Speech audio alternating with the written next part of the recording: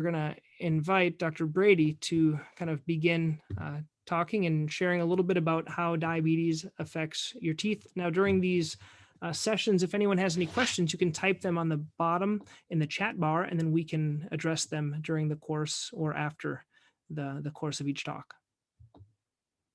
So here we go. Dr. Brady. Thank you, Dr. Pelto. Hi, everyone. I'm Courtney Brady. I'm a dentist in Westborough, Massachusetts, and I'll be talking to you about how diabetes can affect the oral health, your oral health. If you don't mind to move to the next slide, Dr. Pelto, thank you. So some common oral manifestations of diabetes mellitus is xerostomia or dry mouth. Cavities can be a lot more proliferant in patients with diabetes, as well as gingivitis and periodontitis. So I'll go through a little bit more on each of those topics so that we can have a better understanding of them. So our first one is dry mouth. There can be a lot of other issues that occur with dry mouth. Diabetes does tend to dry us out, and with that, our mouth does get a lot drier.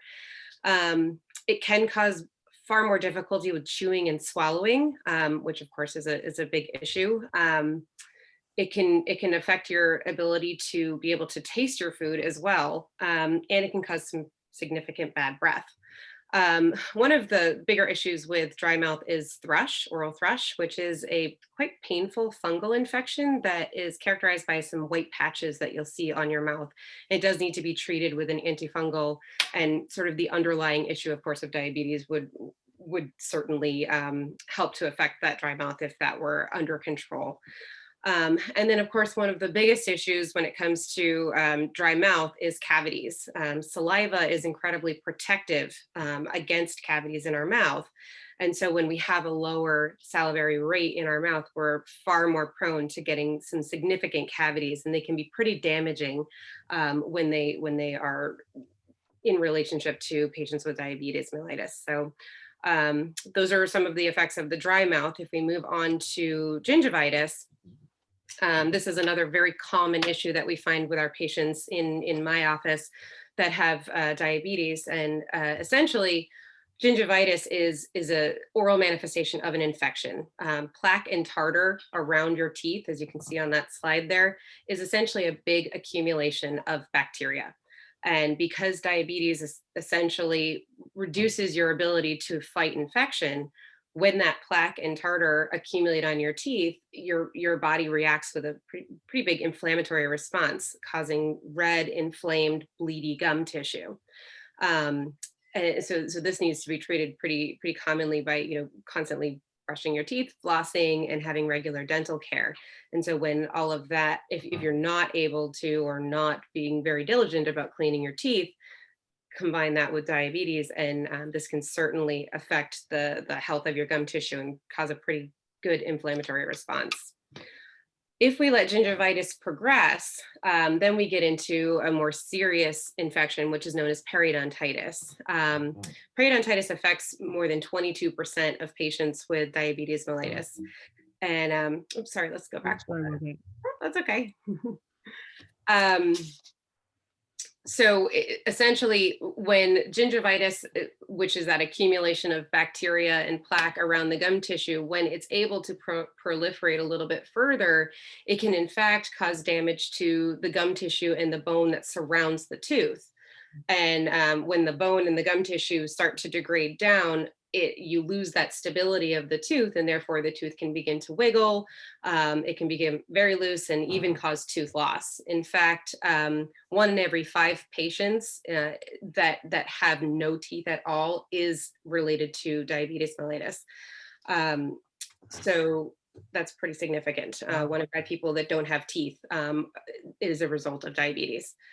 If we move on, so some management in the dental world, obviously you can do a lot at home, brushing twice a day, flossing once a day. Generally, when I see my patients in the office and I know that they have either an uncontrolled or a controlled case of diabetes, I want to see them more frequently. Really, the name of the game when it comes to treating patients with this type of condition is to make sure that at no time do we allow bacteria to accumulate on their teeth for any reason. So if they're coming in more frequently for cleanings, say every 3 months or so, we have a far better handle on being able to care for them and make sure that bacteria isn't allowed to start to proliferate and cause that damaging effect around the teeth and gums. And then one other thing, when you are scheduling your dental appointments, it can be important to make sure that you're being treated at a time where you're not at risk of hypoglycemia.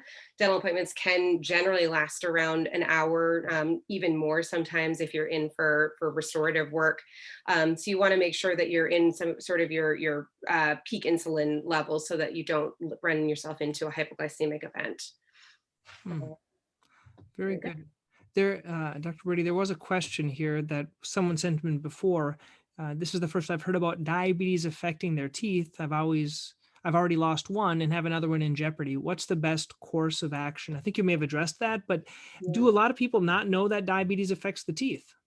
Yeah, it does sometimes come as a shock to some patients. I find that patients do sort of have a varying level of knowledge about their oral health as it relates to their medical health. And of course, we are one whole body, so everything is connected.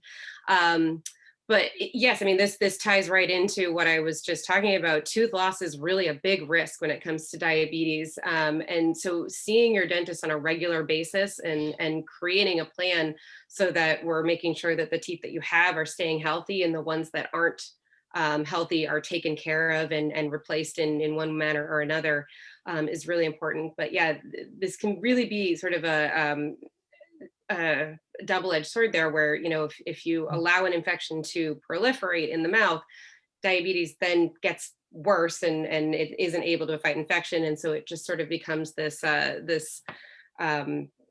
snowball effect there. So making sure that you're seeing your dentist regularly, and obviously making sure that you're taking care of your diagnosis of diabetes and keeping that blood sugar at bay will help to kind of control both things at once there.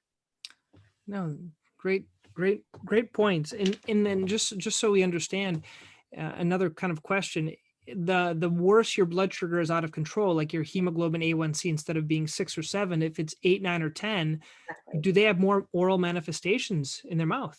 Absolutely. I've had patients where their diabetes has been uncontrolled, and the infections that they've had in their mouth have sort of gone pretty badly because of it. So yeah, one sort of plays on the other. So if we get the diabetes under control, an infection in one's mouth that would, you know, could be pretty bad, you know, wouldn't necessarily be as bad. Not to say that we want infections in the mouth by any means, but when one is uncontrolled, the other one tends to follow. Very good. Well, if anyone has any other questions, you can certainly write them in the chat box underneath, and Dr. Brady will answer those towards a little bit further on in this presentation. Thank you. Dr. Paul Levine, he's a vision care specialist in Southborough. How does diabetes affect your eyes? Oh, thank you very much, Dr. Pelto. Thank you, Dr. Brady. That was it's really interesting to learn about the different parts of the body that can be affected with diabetes. And as we know, the eyes are definitely, you know, high on people's radar when it comes to, you know, being concerned about problems that they may develop. And the one thing about diabetic eye disease, there's really two different ways of looking at diabetes and eyes. One is vision and one is eye health. Sometimes fluctuating blood sugars can simply cause visual changes.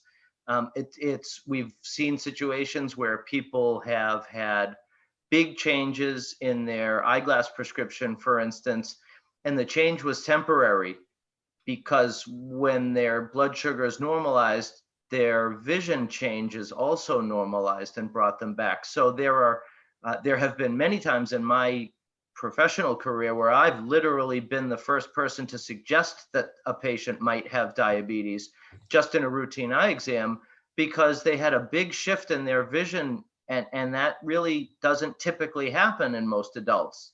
Kids' eyes tend to change rapidly, but adults' eyes tend not to change so rapidly. So when we see big shifts in vision changes, a lot of times we'll ask, when's the last time you had a physical? When is the last time you had your blood sugar checked? Is there anybody in your family that has diabetes?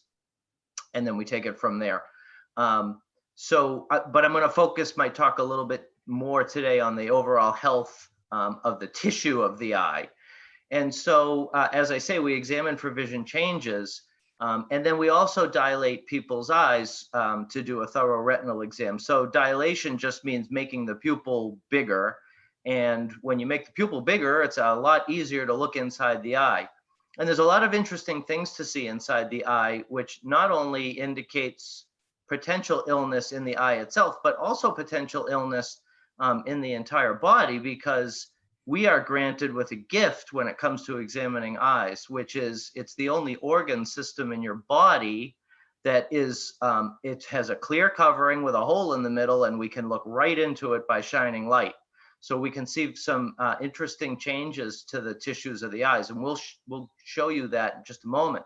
So sometimes I hear people say, well, gee, my vision's fine. I don't need glasses. I don't really feel the need to go to the eye doctor, but my doctor's telling me I should go once a year. And that's because early changes don't always affect the vision. Early intervention is the key. You want to catch problems at their beginning. And you also really importantly need to establish baselines, because it's too hard to understand if there's been a big change if you've never really established what is a normal baseline. And as I had suggested, the eye is lovely to look into because you can see everything that's going on in there. So if you if we could go to the next slide, Dr. Pelto. So this is just a quick video of what it looks like, what we see. We look inside the pupil, and we see the optic nerve, we see the blood vessels, we see what is called the macula, which is the center of the retina. And these blood vessels that you're looking at in this image, these arteries and veins inside the eye, are literally the only ones in the body that can be seen in live action.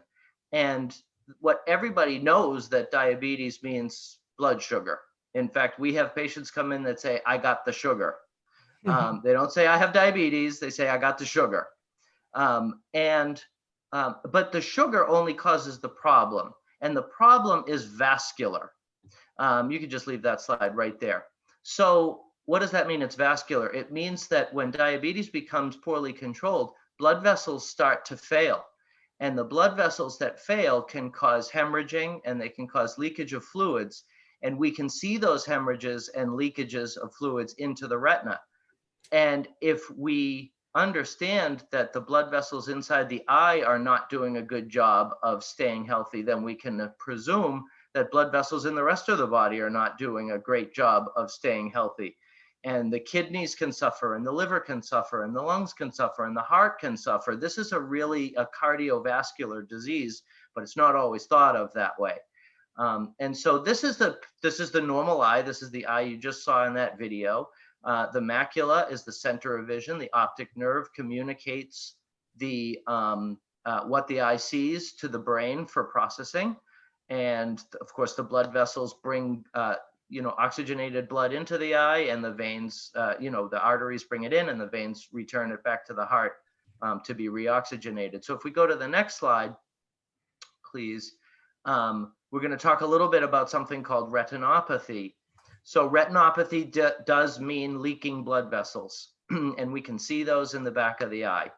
Not only do they sometimes leak and we can see it spilling into the tissues, but also sometimes the blood vessels can get completely blocked and create a situation where parts of the eye are no longer receiving oxygenated blood, leading to significant oxygen deprivation, which is called hypoxia. And that will stimulate new blood vessel growth. The problem with new blood vessels, because the body tries to outsmart itself. So if the blood vessels are unhealthy, we'll just make new blood vessels. The problem is the new blood vessels are also equally as unhealthy. And so what was a small leakage of a blood vessel now can become a major leakage of multiple blood vessels. And all of these changes can conspire to steal your vision. So if we go to the next slide, You can see the white arrows are actually, and maybe it's hard to see in this photo, but the white arrows are pointing to little red spots, little hemorrhages. They're microvascular, so they're very tiny, but they indicate big problems that could be going on throughout the body. The black arrow is pointing to that little yellow, those little yellow accumulations, which are called exudate, which are also part of the blood system. It's part of what's leaking. And if those areas of leakage seep deep down into the tissue, then we can develop what's called macular edema. And as I had mentioned, the macula is the center of the vision. If you have edema or swelling in it, vision becomes significantly affected. So we can go to the next slide.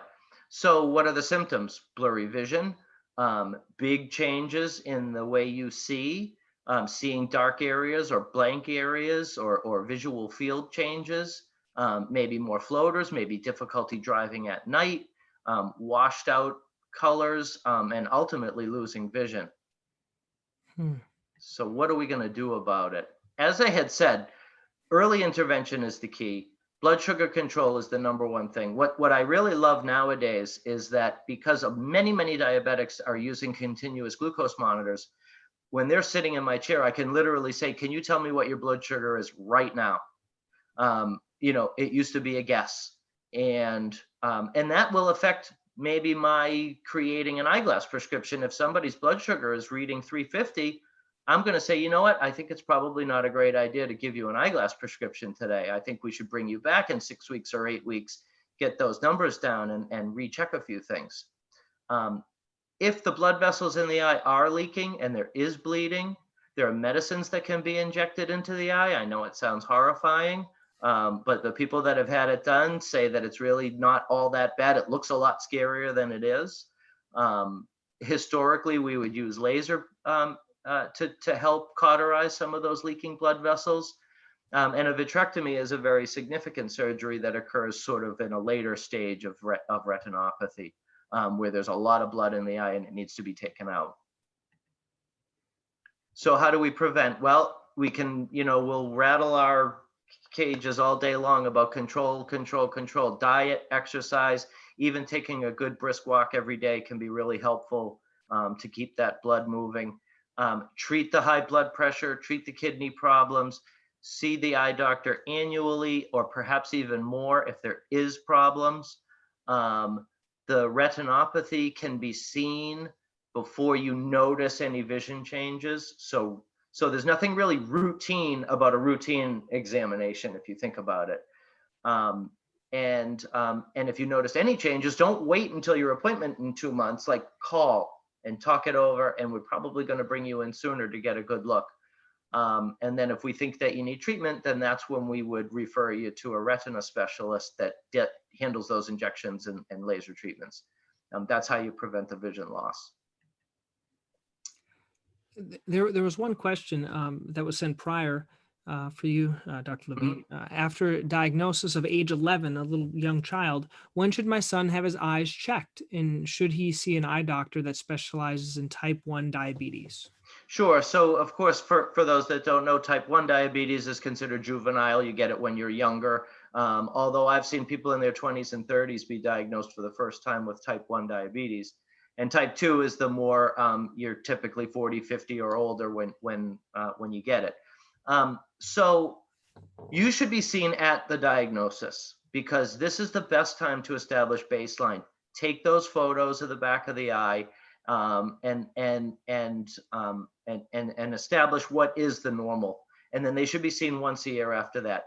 Should you see an eye doctor specializing in type 1 diabetes? All eye doctors literally are uniquely qualified to examine and diagnose diabetic eye disease. If indeed the diabetic eye disease needs further treatment or surgical intervention, that's when you need to be referred to a specialist in diabetic eye disease. So keeping it on the annual routine primary care visit is sufficient. Great. Well, thank you, Dr. Levine. If there's other questions, as we have a couple already coming in, if you have any others, please ask them and we'll go through them towards the end. So thank you. Okay, thank you. I'm going to go now and talk a little bit about how diabetes affects your feet and I am a podiatrist in Worcester. And I like to kind of show this picture to begin because this is what we try to avoid with our patients with diabetes. And just by looking at this sore, you can see there was a callus there, and there's developed kind of a bad sore. I know it's kind of a strong photo, but this is what we want to avoid. Now, this doesn't happen just to anyone with diabetes. This patient has to have something called diabetic peripheral neuropathy. And very similar to the problems with the blood vessels in the eyes, the blood vessels, if you think about it, every blood vessel, every nerve has blood vessels right by the side to feed them. And if those blood vessels are injured because of high blood sugar, that can affect the nerve and causing a lack of sensation or neuropathy. And that's the mainstay that we're concerned with is the neuropathy. But there are a few different areas we look at in our diabetics. The first area we look at is blood flow in the lower extremity. And just as was mentioned before, we can correlate having poor circulation, for example, in the bottom of the legs with plaque buildup. And that's usually noted either by the pulses, which are the two arteries that go down to the foot. It could be by touching the tips of the toes, called capillary fill time, if there's swelling or varicose veins. But really the easiest way to tell, not based on feeling the pulses, is something called a circulation study or an ankle brachial index. And the reason they call that is they put one blood pressure cuff on your arm, and then they put another one on your ankle. And what they do is they compare the pressures to see if the pressures are the same or equal. And then we look for any difference between one area. And if there's a big difference or a big drop from, for example, under the knee to down to the ankle, that would show that there's some type of a blockage in that area. And it's very common for patients that have diabetes to develop poor blood flow or circulatory problems. That affects not only the nerves, but it can also affect the healing. Because if you don't have the blood, you're not able to heal the wound that could happen or the cut that could happen in the foot. So the first thing that can happen with people with diabetes is they can develop poor blood flow. And that can be not just from diabetes, but a lot of other things. We kind of say that it's just kind of the tip of the iceberg. There's probably a lot of other, because if they have poor blood flow in the legs, they probably have poor blood flow in the carotids. They could have clogging, and that could cause a stroke, or they could have a clot in their heart or a clogging in their heart that could cause a heart attack. So just the same way you have something called intermittent claudication, which is cramping when you walk a certain distance. And many times patients, they don't realize that could affect their heart, that could affect their brain and everything. So you're having a stroke. So it's very, very important, and one kind of signifies the other. That's why it's important to test. The other thing that we were talking about also with the teeth is you're more susceptible to getting secondary infections. So we'll first talk about that. A lot of my diabetics, they're more prone to getting like a fungal infection of the toenail. What I'm speaking of here isn't so much the importance of having a callus. Calluses are important, but if a person doesn't have any feeling, that can then very easily develop into one of these blisters, which is actually an ulcer. Because they don't have feeling, they keep walking. Their shoe might be too tight. They got a new shoe, certain problem. That can cause a problem such as an ulcer or a blister. And also skin between the toes. This is something that seems so trivial, but if there's a lot of dampness between the toes, that can easily get a cut and cause some type of an infection. Therefore, looking at the skin. So basically, everyone should be looking at the tops of their feet, bottoms, and then between the toes to make sure everything is okay. For a diabetic, we recommend everyone doing that every day. And everyone asked me a question: should I use cream on your feet? You can do a cream, just don't put it between the toes because it can make it too damp. And not everyone, I prefer a cream, urea-based cream versus Vaseline. I don't like Vaseline that much. I think it's almost like putting plastic on your foot. It doesn't allow it to breathe that well. But there are a lot of skin problems that can happen, like ulcers. That's the worst thing, and it takes a long, long time to heal because they may not have good circulation and they may not have the feeling. It doesn't hurt them. And so they keep walking on it, and it takes a long time to heal. Next, we want to talk about something that affects our diabetics. It's called peripheral neuropathy. And basically, there's this little test. Every time you go to the endocrinologist or your podiatrist, they usually take this little piece of plastic and they hit it on multiple places on the bottom of your foot. And that determines if you have protective sensation, meaning if you step on something, are you going to notice it? And if you can feel this little thing, this little piece of plastic, and it's a 10-cent piece of plastic, but that shows that you have protective sensation. If you can't feel that, then you probably can't feel this, which is the tuning fork. But some people, they can feel this, but they can't feel the tuning fork because the vibration sensation tends to get injured or leave first before the touch sensation. And that can be a big problem because these patients, they can step on tacks. A lot of them, they're a little bit older with diabetes. They may have a grandchild that puts a coin in their shoe or a little toy, or they may leave their sock in their shoe and then try to put the shoe on and they don't recognize it and it causes a big blister. All those are problems for these types of patients. And we always say that feeling is a gift. They don't have that gift of pain, and it can cause a lot of problems. And it's very, very common in terms of, in someone's lifetime, like 25% of people with diabetes are going to develop an ulcer. Okay. And the majority of amputations, about 80% of all amputations, they are caused by an ulcer. Not saying that all the ulcers get amputations. What I'm saying is all the amputations, the majority come from a preceding ulcer, or having an ulcer first. And then finally, the way that diabetes can affect the foot, it's not so much that it can cause bunions. You don't see, high blood sugar causing bunions or hammer toes, but these types of problems can become problematic if you wear a shoe that's too tight, causing blistering, causing rubbing on the shoes, causing ulcers. When people have diabetes for a long time, they tend to also get very tight heel cords and tight areas in their foot that can cause increased pressure. And these increased areas of pressure can cause these calluses and these ulcers. But I want to spend a little time, if you've never heard this condition, I want to just expose it to you. It's called Charcot foot. I don't know if maybe you've never heard of it. And if you look up here, there's an example here of Charcot foot right here. And here's an example of one of my patients with Charcot foot. To keep it really simple, all Charcot foot is a broken foot that you can't feel. So if you can't feel a broken foot, you keep walking on it. And that's what happens. They break their foot, but because of the neuropathy, things continue to collapse because they keep walking on it. What do people tend to notice?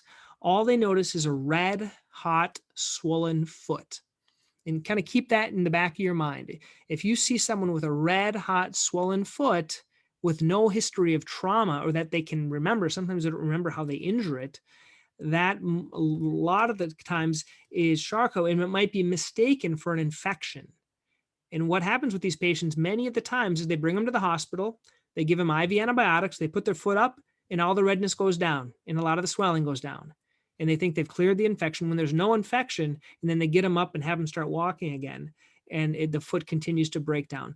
Now, this whole process to heal this, okay, it's a broken foot, it takes usually 6 to 9 months, up to a year. It takes a long time because they don't feel it. You have to put them in a special boot called a crow boot. And so really the main focus is we want to avoid this. Like currently, I think I have 3 patients that are current in different phases of Charcot. And it, just so you know, it's not only caused by diabetes. People can develop this neuropathy due to other conditions like medications or even alcohol. There's alcohol-induced neuropathy. One of my patients right now, he's developed it due to alcohol usage, and that he doesn't have the feeling. So those are some of the bigger things we wanted to touch on tonight. And what are the recommendations? Basically, look at your feet every day. If you are a diabetic or you have a loved one in the household, if you can't look, there's this upper right-hand picture. There's a mirror, and you can use a mirror to look in the bottom of your foot. You can use your iPad and turn on the video and kind of look at the bottom of the foot. You can have a friend come over, but looking at your feet, I think is key to start. And if you notice anything different, then seek out your doctor. Doing circulatory studies, I recommend patients 50 years, age of 50 and above, they have a baseline circulatory study, and we tend to repeat it annually. If you don't have diabetes, then I usually start at 20 years later because everything is sped up. All the problems with circulatory problems, you speed it up by about 20 years. And then diabetic shoes. This is always a good question. Can I get diabetic shoes, or should I get diabetic shoes? Diabetic shoes, most people qualify for them. There's not really, you have to have poor pulses or a bony deformity. Most people qualify for it.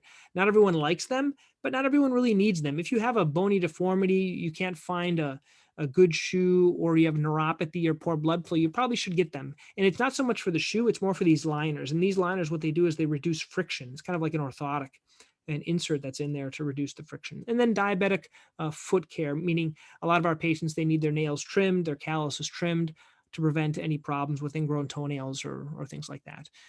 There are some learning resources. I'll send these out after, just a couple of booklets I think are helpful for our patients. Good. And there was one question on this topic, very similar. I think it was a similar patient with a type 1 diabetic son. My son is 11 and only 1 year into diagnosis. Is there something he should be doing for his feet? Really very similar to the eye exam or the dental exam.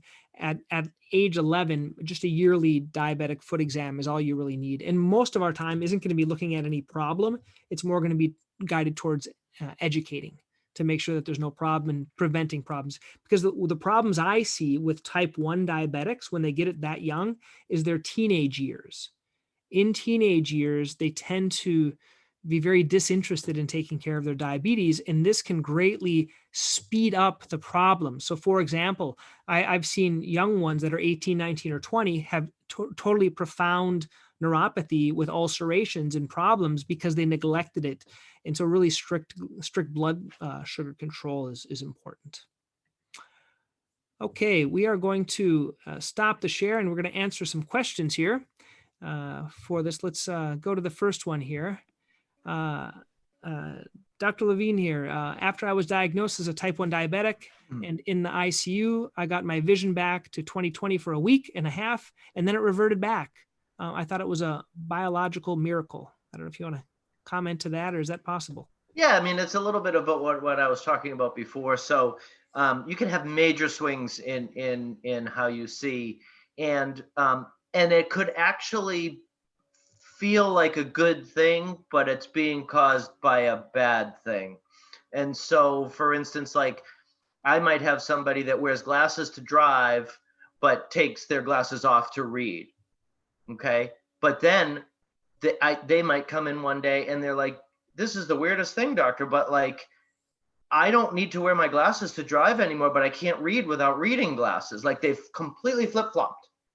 And that was the example that I was saying before when I said, you know what, if you're not diagnosed with diabetes and that type of thing occurs, then I'm pretty sure that you probably have it and you need to go get tested.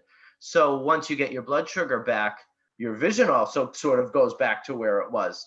So all of a sudden your ability to miraculously see clearly is gone again. And so that seems like a bad thing, but now it's for a good reason because you've actually gotten your blood sugar back under control and things have normalized. Very good. Dr. Brady, can diabetics have dental implants? And what are the options to replace the lost teeth? Yeah, so as we talked about, tooth loss is a big result of uncontrolled diabetes. So that keyword uncontrolled is really important there. If we're able to get the diabetes under control, the health of your oral tissues and everything will kind of follow along. So if you've lost your teeth due to periodontal disease as a result of diabetes, we need to both get the oral health under control, and largely that plays into making sure that your blood sugar is under control as well. So diabetics are not necessarily contraindicated to going forward with dental implants, but it's really important that if you've lost teeth to an uncontrolled dental infection of the bone and gums, as a result of uncontrolled diabetes, we need to make sure that the diabetes is controlled so that we don't have another uncontrolled infection in the mouth that could translate to loss of not only tooth, but implants. So it's a really long-winded way to say, make sure that we keep everything clean and that we're keeping the diabetes under control. And absolutely, implants are most of the time an option. Of course, you'd want to have a discussion with a surgeon to make sure that the site is a candidate, but it's not contraindicated as long as everything else is under control. Thank you. There was a couple foot questions here. Is an annual diabetic foot exam performed by an endocrinologist or a podiatrist? A lot of times there's overlap, but most endocrinologists want you to see a yearly diabetic exam just because they'll also maybe look into your eyes, but as you can attest, Dr. Levine, they don't look at the same way as you do in terms of the depth. And so it's the same thing with a podiatrist. They may do the Sims-Weinstein, but they're not looking for any other problems. So usually an annual diabetic foot exam. And there was also a question about neuropathy. Can it be reversed or stopped? That's a challenging, just like retinopathy, like any of the other pathies, the only way to really reverse it that I know of is to have really strict blood sugar control for a long period of time. And potentially it could be reversed. There are certain people that advertise medications that can help with the symptoms. There are a lot of medications that can help with the symptoms, but they don't really reverse it. There are some medical grade supplements occasionally, like B12, folic acid, things like that. They can be depleted due to your medications, but reversing it, I've heard of some patients having it reversed, but usually they catch it earlier. If it's really profound, it's hard to reverse it. So any other questions? I know there was a question here about these calls. This is the first time we're trying this. We're sort of seeing if there is interest. So thank you, Bill and Beth, for participating, and we'll try to let people know if we're doing more of these. These were, I think, sent out by the Diabetes Center at UMass, and we sent it to our private patients as well in our practices. Okay. Well, any last words, Dr. Brady? Any last words or anything? Oh, I put you on the spot. I think you're. No, I think this is really important information. I think that we talk very generally about diabetes a lot, and really honing in on some of these key components. Like you said, a lot of people didn't even know that it had a dental implication to it. So thank you for putting this on, and I think it's important information. I learned a lot tonight. Dr. Levine, anything else? Yeah, well, I guess I would say we've gotten, unfortunately in medicine, we've used and overused the term routine care. And really, I know that Dr. Brady and Dr. Pelto will agree with me. There's really very little routine about what we do. And I'm talking about all physicians and all doctors. If we've learned one thing about COVID shutdowns, there were a lot of routine care that was delayed, and actually it's become, now potentially advanced disease care that is presenting itself. So I think it's really important, not just for the diabetics, but for everybody, to make sure that they're, having themselves checked at whatever regular intervals that they should be for all their different body parts, because, just like you said, the endocrinologist might look in the eye, but they don't see things the way I do, as one example. So I just want to really put in for annual wellness exams, maybe is a better phrase, or semi-annual or biannual, depending on the frequency, as opposed to a routine exam. So, I'll just sort of step off my soapbox there, but obviously the people that are on this call are interested enough in their own healthcare to be here and listening to us. So thank you, Dr. Pelto, for putting this together. And thank you, Dr. Brady, for sharing your expertise on this. Good. So we'll be sending out a copy of this to everyone afterwards, and you guys can ask. You can ask questions to us. You'll have our contact information if you want to ask us individually. We like to educate, and that's why we're doing this and putting this together. We do it. We have a passion with our patients and for others that are interested in listening. I think all of us would teach if people were here to listen. So thank you for being here, those that are watching tonight.